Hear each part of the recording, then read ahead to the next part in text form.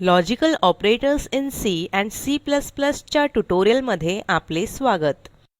आपण शिकणार आहोत logical operators like logical and, उदाहरणार्थ expression one and expression two, logical or उदाहरणार्थ expression one or expression two, logical not, उदाहरणार्थ नॉट एक्सप्रेशन1.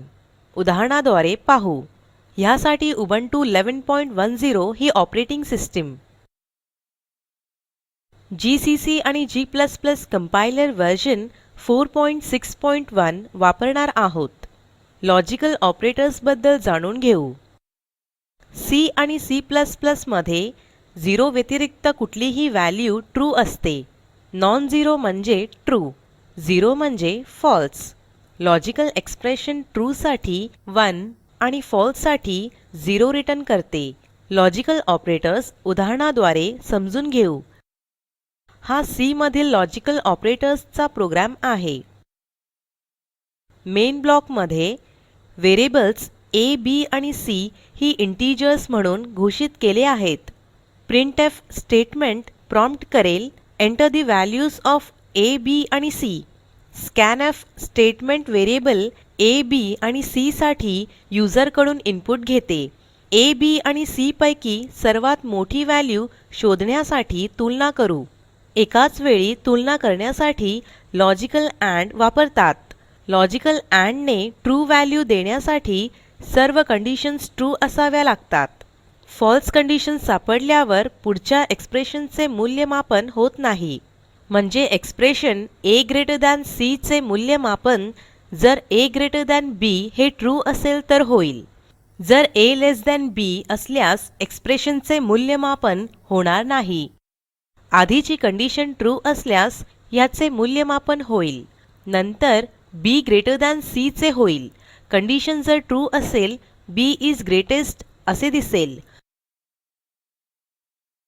नाहीतर c इज ग्रेटेस्ट असे दाखवले जाईल. लॉजिकल ऑर ऑपरेटर पाहू. लॉजिकल ऑर ने ट्रू व्हॅल्यू देण्यासाठी कुठलीही एक कंडिशन ट्रू असणे आवश्यक आहे. ट्रू कंडिशन सापडल्यावर पुढील एक्सप्रेशनचे मूल्यमापन होत नाही. म्हणजे जर a 0 तर बाकी दोन एक्सप्रेशन्सचे मूल्यमापन होणार नाही. a, b किंवा c पैकी एक जरी 0 असेल तर printf कार्यान्वित होईल. हा प्रोग्रामचा शेवटचा भाग आहे. रिटर्न 0 आणि ending curly bracket. Program save करा. फाईल एक्सटेन्शन .c ने सेव्ह करा. logical.c नावाने फाईल सेव्ह केली. Ctrl Alt आणि T ही बटणे एकत्रितपणे दाबून टर्मिनल उघडा. कंपाइल करण्यासाठी टाइप करा gcc space logical.c space -o space log. कार्यान्वित करण्यासाठी टाइप करा .log. एंटर दाबा. 0, 34, 567 या व्हॅल्यूज टाइप करा. हे आउटपुट दिसेल. C is greatest. The product of A, B and C is 0. विविध इनपुट्स वापरून प्रोग्राम कार्यान्वित करून पहा. हाच प्रोग्राम C++ मध्ये लिहू. मी लिहिलेला प्रोग्राम वापरूया. हा C++ मधील कोड आहे. C++ मध्ये हा प्रोग्राम लिहिताना काही बदल केले आहेत. हेडर फाइल मध्ये बदल केला आहे. यूजिंग स्टेटमेंटचा वापर केला आहे. आउटपुट आणि इनपुट स्टेटमेंट्स मध्ये फरक आहे. येथे ऑपरेटर्स C प्रमाणेच कार्य करतात. सेव्ह करा. फाईल एक्सटेन्शन .cpp अशी सेव्ह झाल्याची खात्री करा. Ctrl Alt आणि T ही बटणे एकत्रितपणे दाबून टर्मिनल विंडो उघडा. कंपाइल करण्यासाठी टाइप करा g space logical.cpp space -o space log1. कार्यान्वित करण्यासाठी टाइप करा .log1. एंटर दाबा. 0, 34, 567 ह्या व्हॅल्यूज टाइप करा. सी प्रमाणेच हे आउटपुट मिळाले. वेगवेगळी इनपुट्स वापरून हा प्रोग्राम कार्यान्वित करून पहा. काही एरर पाहू. एडिटर वर जाऊ. समजा ब्रॅकेट्स द्यायला विसरलो. ही आणि ही डिलीट करा. सेव्ह करा. काय होते ते पाहू. टर्मिनल वर जा. कंपाइल करून कार्यान्वित करा. ही एरर मिळेल. Expected identifier before token. येथे दोन वेगवेगळी एक्सप्रेशन्स आहेत. एंड ऑपरेटर द्वारे त्याचे एक एक्सप्रेशन म्हणून मूल्यमापन होते. एरर दुरुस्त करण्यासाठी प्रोग्राम वर जाऊ. येथे आणि येथे ब्रॅकेट्स समाविष्ट करा. सेव्ह करा.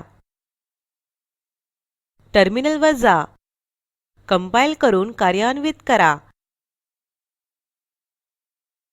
आता हे कार्य करत आहे.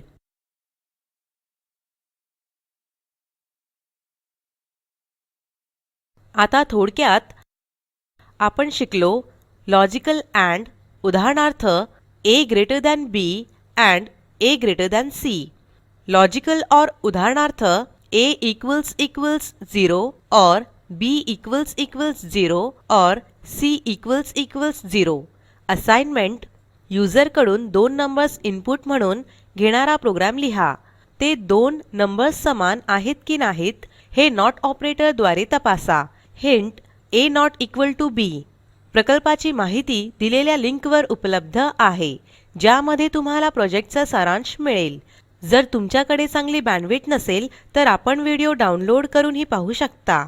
Spoken tutorial project team spoken ट्युटोरियलच्या सहाय्याने कार्यशाळा चालविते. परीक्षा उत्तीर्ण होणाऱ्या विद्यार्थ्यांना प्रमाणपत्रही दिले जाते.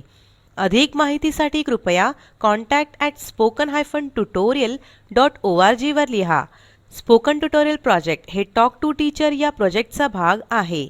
यासाठी अर्थसहाय्य the national mission on education through ICT MHRD government of India यांच्याकडून मिळालेले आहे. यासंबंधी माहिती पुढील साईटवर उपलब्ध आहे. ह्या ट्युटोरियलचे भाषांतर मनाली रानडे यांनी केले असून मी रंजना भांबळे आपला निरोप घेते. सहभागासाठी धन्यवाद.